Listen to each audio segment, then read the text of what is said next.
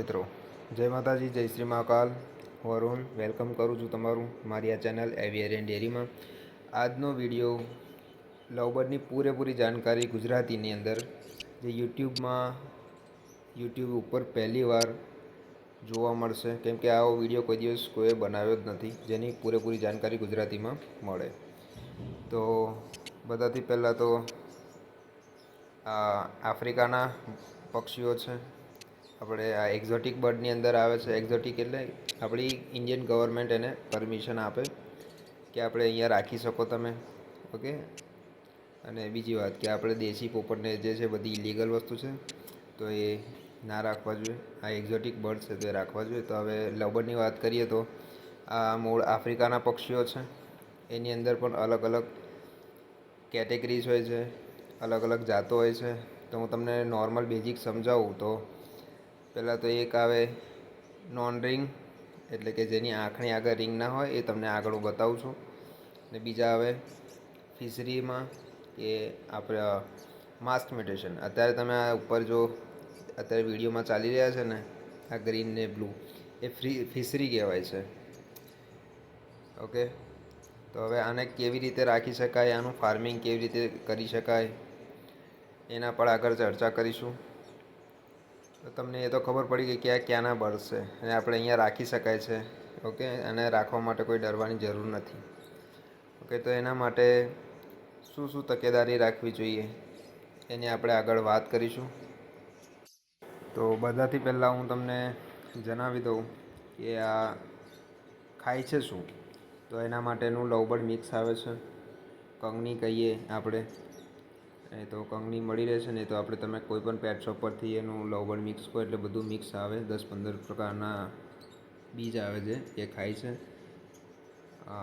તો એની ઉંમરની વાત કરીએ તો આ 15 વર્ષનું એનું આયુષ્ય હોય છે. ઈંડામાંથી નીકળ્યા પછી આ 12 મહિના પછી ફરીથી એ બચ્ચા આપવાનું ચાલુ કરી દે છે, બરાબર છે. આ તો થઈ નાની એવી ઇન્ફોર્મેશન. હવે એને રાખવા માટે શું કરવું જોઈએ, કેટલા ફૂટનું પિંજરું હોવું જોઈએ, એને બીજી શું તકેદારી રાખવાની છે એમાં કહું તો તમારે આની પ્રોપર ગાઈડલાઇન પ્રમાણે જોઈએ તો 2.5 બાય 1.5નું એક એનું આઈડિયલ સાઇઝ છે પિંજરાની. અને તમે એ પણ ના કરી શકો તો 2.5 બાય 1.5ના પિંજરાની અંદર તમે એના બ્રીડિંગ લઈ શકો છો.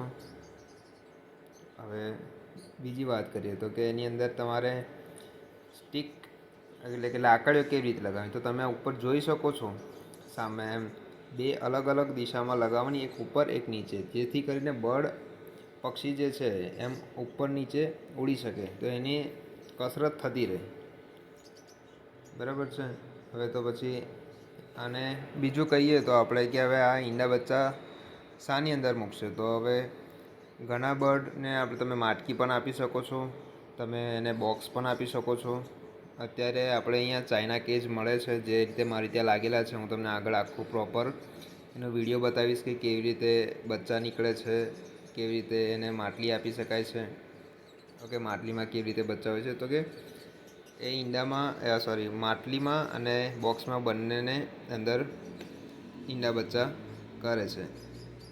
હવે એનું બ્રીડિંગ લેવાનું એક મેઇન પોઈન્ટ છે કે એમની ઉંમર પૂરી હોવી જોઈએ. બર્ડ તમારું પ્રોપર એજમાં હશે, મતલબ કે ફૂલ 12 મહિના થઈ જશે તો બહુ જ સારી રીતે ઈંડા બચ્ચા આપશે. હવે બીજી વાત કરીએ તો કે આમાં એક વારમાં કેટલા ઈંડા આપે છે. તો એક પેર એક વારની અંદર 4 ઈંડા આપે છે. બહુ જ સારા એવું તમે એનું કેર કરો તો એ 4થી 6 સુધી પણ જઈ શકે છે, બરાબર છે. તો હવે ઈંડામાંથી બચ્ચા નીકળવાનો સમયગાળો જોઈએ તો કે જ્યારે પણ એ ઇન્ક્યુબેટ કરે, મતલબ કે સેવવા બેસે, એના પછીના 22 દિવસમાં એમાંથી બચ્ચા નીકળે છે. હવે એ બચ્ચાને એ માળામાંથી બહાર આવતા 45થી 50 દિવસનો સમય લાગે છે. તો એના પછીના 10થી 15 દિવસમાં એ ફરીથી ઈંડા મૂકે છે. તો એમનો બ્રીડિંગનો સમયગાળો જોઈએ આપણે તો ઓક્ટોબરથી લઈને માર્ચ સુધી આપણે કેપ્ટિવિટીની અંદર, મતલબ કે આપણે પિંજરામાં રહી શકીએ છીએ ને, તો વાઇલ્ડમાં એટલે કે જંગલમાં તો ઓછો હોય છે.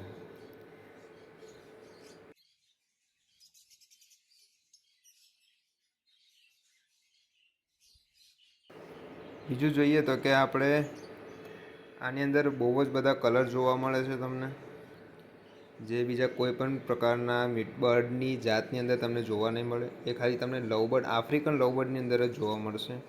બીજી વાત એ કે આ બહુ જ નોઇસી બર્ડ હોય, મતલબ કે આમનો અવાજ બહુ જ વધારે હોય. કોઈ લોકો આનો અવાજના શોખીન પણ હોય છે.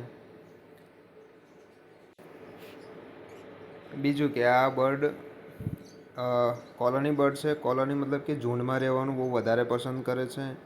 ઝૂંડની અંદર એ ઈંડા બચ્ચા પણ સારા એવા કરે છે. કોલોની બર્ડ કહેવાય એમ જોવા જઈએ તો.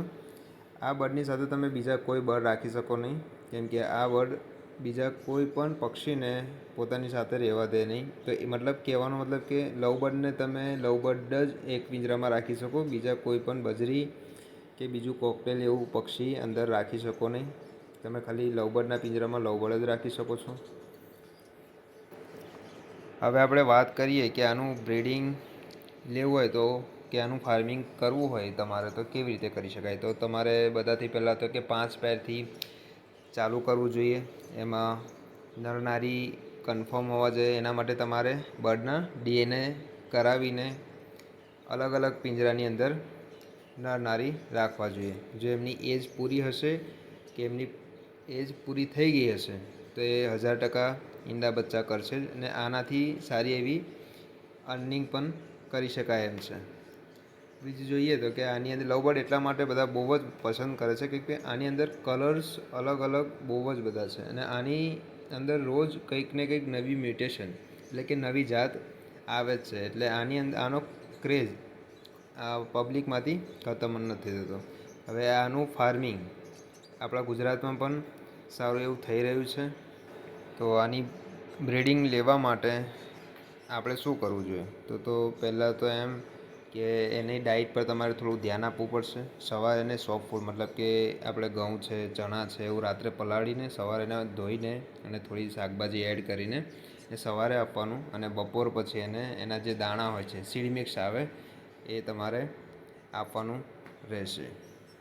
એનું પૂરેપૂરું ધ્યાન રાખ્યા પછી આપણે એમને કેલ્શિયમ, મલ્ટીવિટામિન આપવાના રહેશે. એમાં 2 દિવસ આપીને 1 દિવસ બ્રેક કરીને પાછા 2 દિવસ કન્ટિન્યુ આપવાના. એ રીતે આપણે મલ્ટીવિટામિન ને કેલ્શિયમનો કોર્સ કરાવવાનો રહેશે, જેનાથી એના શરીરમાં પૂરતું કેલ્શિયમ ને મલ્ટીવિટામિન રહે, જેનાથી ઈંડા આપવાની ક્ષમતા વધે અને બર્ડ સારું રહે. કેલ્શિયમ મલ્ટીવિટામિનનો કોર્સ કરાવ્યા પછી આપણે 10થી 15 દિવસ પછી એમને માટલી નહીં તો બોક્સ આપવાનું રહેશે. એના માળો બનાવવા માટે પછી આપણે પિંજરાની અંદર નેસ્ટિંગ મટીરિયલ આપવાનું રહેશે. જે રીતે તમે આ જોઈ શકો છો, જે બર્ડ જે લવ બર્ડ છે આ ચાંચમાં લઈને ફરી રહ્યું છે એ રીતે. હવે હું તમને આગળ બતાવું કે નોન રિંગ ને રિંગ મ્યુટેશન, કે અલગ અલગ 2 ગ્રુપ જે છે. પહેલું ગ્રુપ તો આ જેને આપણે રોઝિકોલિસ કહેવામાં આવે છે, એને નોન રિંગ પણ કહેવામાં આવે છે, જેની આંખની આજુબાજુ કોઈ રિંગ નથી, તમે જોઈ શકો છો. પછી એની બીજી એક મ્યુટેશન છે, હા આ છે તીસરી મ્યુટેશન આ ઓફલાઇનની અંદર છે, અને રિંગ મ્યુટેશન કહેવામાં આવે છે, કેમ કે એની આંખની આજુબાજુ રિંગ બનેલી છે. એની અંદર જોઈએ તો એક માસ્ક ગ્રુપ છે, એક ફિશર ગ્રુપ છે. આ જે તમને કાળા ટોપી જેવું દેખાય છે એ માસ્ક ગ્રુપમાં આવે છે, બાજુમાં પીળાવાળું ફિશર ગ્રુપમાં આવે છે. બંને રિંગ મ્યુટેશન છે. જે આપણે અત્યારે બતાવ્યું રોઝિકોલિસ એ નોન રિંગ મ્યુટેશન છે. હવે પિંજરાની સાઇઝ તમને બતાવું તો હવે અહીંયાથી લઈને અહીંયા સુધી 2 ફૂટ છે, આ ઉપરથી નીચે 1.5 ફૂટ છે, અને અંદર એ પણ 1.5 ફૂટ છે. હવે આ બોક્સ છે જે મેં બહારથી આપ્યું છે, જે બચ્ચા મૂકવા માટે આપણે આપવાનું હોય છે.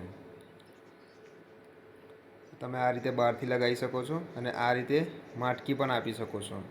મેં બંને એક્સપેરિમેન્ટ કરેલા છે અને બંને સક્સેસફુલ છે.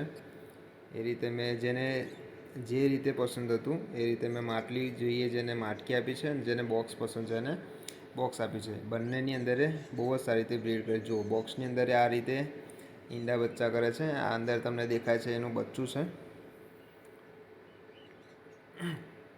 આ પણ એવી જ રીતે આ ફિશર ગ્રુપની અંદર આવા અલગ અલગ પ્રકારના કલર વેરિયન્ટ મતલબ કે કલર જોવા મળશે. આ બધા કલર તમને જંગલમાં ના જોવા મળે. આ બધા કેપ્ટિવિટીમાં પેદા કરવામાં આવેલા બર્ડ્સ છે.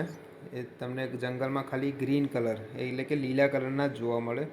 તમને આ જેટલા પણ કલર જોવા મળે છે બધા જ કેપ્ટિવિટીમાં એટલે કે આપણે જે રીતે ઘરમાં ફાર્મિંગ કરીને બનાવવામાં આવ્યા છે આ કલર બધા જ કેપ્ટિવિટીમાં, અને આ બધા જ લીગલ બર્ડ્સ છે. જો તમે જોઈ શકો છો આ રીતે.